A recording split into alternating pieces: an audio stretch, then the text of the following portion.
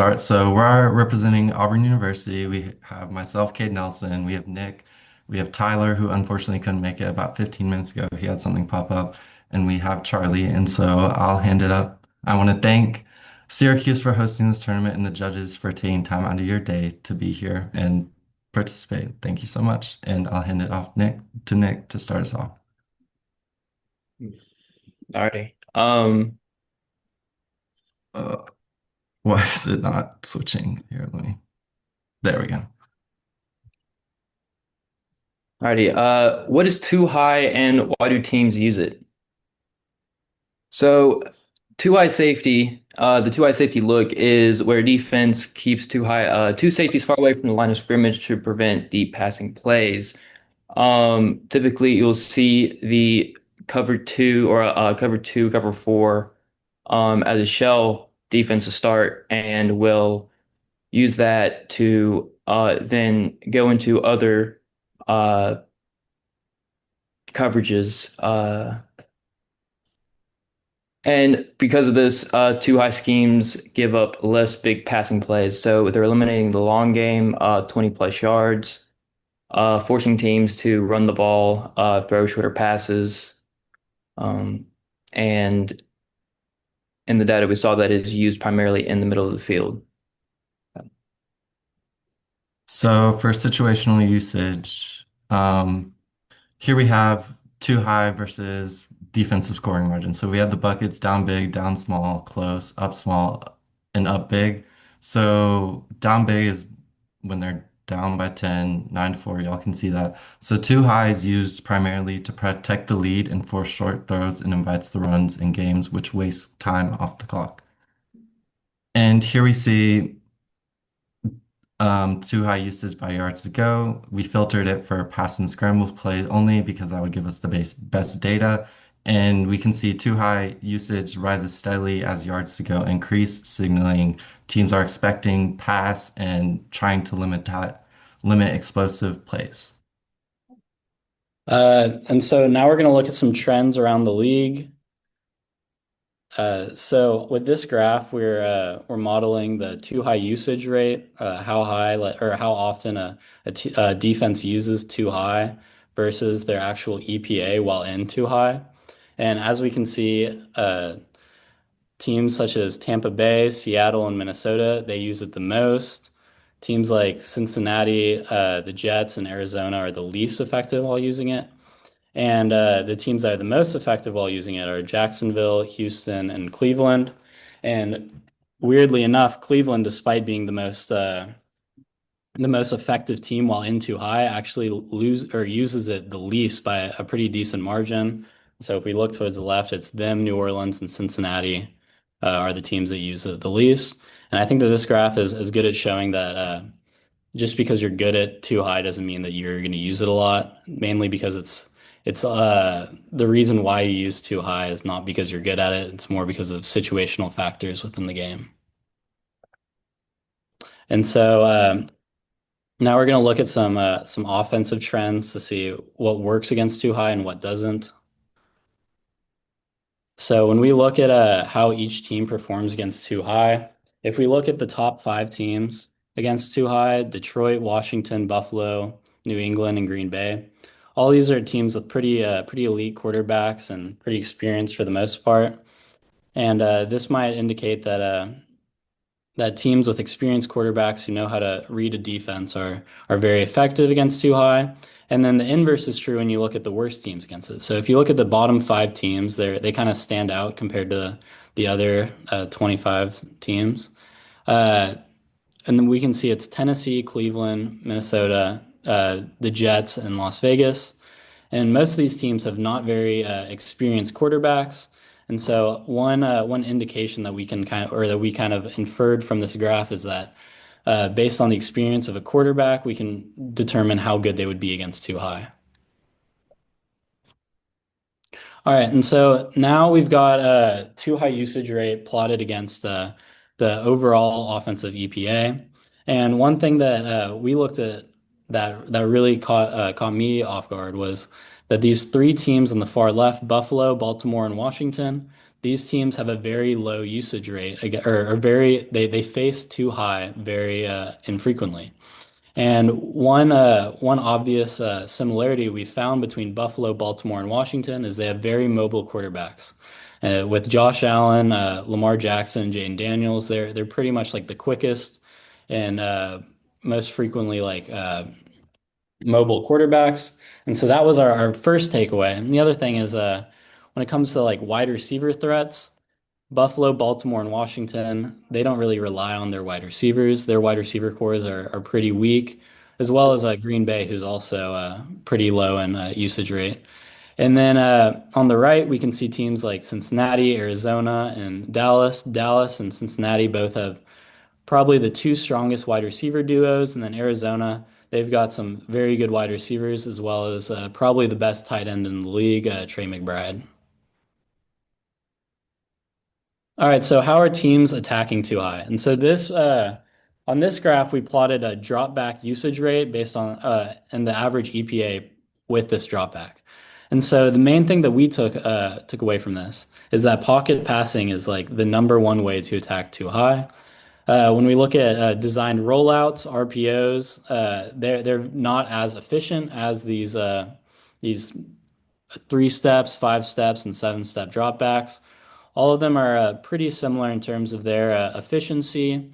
However, they're in another bucket compared to the designed rollouts. All right, and so now we're looking at what routes perform best against too high. To do this, we looked at which player was targeted and looked at what route they ran. And so when we looked at the EPA versus the route usage rate for each one of these routes, the ones that stuck out the most in terms of a strong EPA is the crossing routes, the vertical route, and the post routes. We think that these probably have very high EPA because they stretch the field, and this might be something that Too High struggles with. And then we can also look at which plays are most targeted. As it says, the hook route that's most targeted in checkdowns.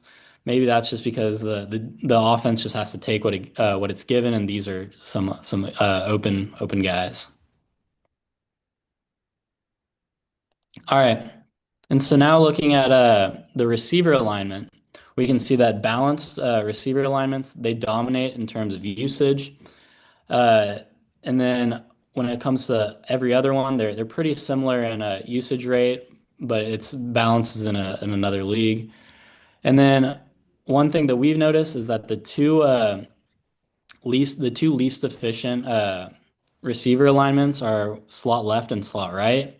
And we think that's because with slot right and slot left, they do not stretch the field in the same ways that balance sets and twin and trips and spread receiver alignments can stretch the field and make the defense focus on more guys. And so we think that in order to have a good passing attack against too high, you need to have some spacing with your wide receivers. All right. Oh, Very good. So how would a specific team attack too high? So the prompt used the Minnesota Vikings. So we looked at the tendencies of the Minnesota Vikings. Uh, well, first, Minnesota uses too high very often, and also they use it efficiently as compared to most of the teams within the NFL. Uh, League-wide, most teams use cover four more frequently. However, the Vikings use cover two most frequently. And looking at their most used defensive personnel, 3-4-4 and two safeties. Uh, yeah. So what works well versus the Vikings? Here we can see that 11 personnel generates the strongest positive EPA against the Vikings, and 12 personnel is inefficient and produces a negative EPA. And we only looked at personnels where there was a 10 play minimum to avoid small sample bias, because there were a couple other, but they only had like two, three, four, or five plays in them, skewing the data. So we thought it would be good to only include the ones that had 10 minimum. And next, we're going to look at the drop type that is most effective against the Vikings. Here we can see the 7-step by far generates the most EPA, but it requires a strong protection and a good offensive line. And the 0 to 1 step offers efficient and low production risks, while the 3 and 5 step struggle against the Vikings. So the game plan should be flexible based on the offensive line confidence. And next, we looked at the alignment that works well against the Vikings. And once again, we can see trips right produces the highest EPA by a wide margin. And balanced formations provide solid, consistent effort, consistent efficiency. And so our recommendation would be to emphasize trips right to overload Minnesota's coverage rules and force safety rotation. Here we can see Minnesota clearly does not do well against the cross. The cross is way above the rest, and Minnesota struggles against crossing routes well and too high. Outs, flats, and corners struggle against Minnesota. So we want to attack Minnesota horizontally and stress their zone integrity. So our offensive plan attack, ideally, is to lean into 11 personnel and trips right and use a 7-step drop back with crossing routes to stress Minnesota's too high coverage and generate explosive opportunities. So next, we're going to look at our play design and tactical execution. When looking through Kansas City, Buffalo, New England, Buffalo faces the least amount of too high, so we wanted a team that had experience facing too high, so we didn't want to choose Buffalo. And when looking at Kansas City, they were shown to have the lowest EPA out of the three against too high, and because of this, we're choosing New England. In addition to those reasons, we're also choosing New England because here we can see New England's route usage and EPA effectiveness. They use the cross really well, which works against Minnesota. So we thought this would be the perfect team to use and doesn't require a lot of offensive changing. It's minimal adjustment to New England's current game plan, so it would work well. Like we mentioned before, another reason why we chose them is because they also primarily operate out of 11 personnel, about 51% of the snaps, and it allows us to implement our game plan without major changes to the offense and makes New England a natural fit for us. All right, so this was originally going to be Tyler since he's like more of a football brain. However, I'm going to do my best job to explain the play that he drew up. So for this play, we're going to be looking mainly at our X receiver. And for New England, this could be Booty, this could be Hollins, this could be Diggs. And since the crossing route is so efficient, this is going to be our main option. And another thing we did is since we saw that they struggle against teams that really stretch the field vertically, we would have Booty, Hollins, or Diggs, whoever isn't running the X, to run a post route post route right here with where they really take the attention away from the strong safety, hopefully leaving the X receiver open. And in this play, hopefully we would like to do a 7-step drop back. I don't know if you guys saw the Super Bowl, but if the New England Patriots offensive line is playing like they were there, maybe we would stick with a 3-step drop back because they might have a quarterback sack if they're playing that way. But uh, yeah, and so hopefully we can get it to Booty, Hollins, or Diggs on this X route, and hopefully the cornerback and the strong safety are taken away by the F receiver doing the out and the Z receiver doing the post taking the strong safety. So, in conclusion, two-eye coverage is primarily used in long yardage situations and when defenses are protecting leads. An offense's success or failure against too high is predominantly explained by how good their quarterback is. And the best game plan for the Patriots versus the Vikings is to operate from 11 personnel and trips right, attack with the 7-step crossing concepts for explosive plays, and pivot to a quick game if protection breaks down. Any questions?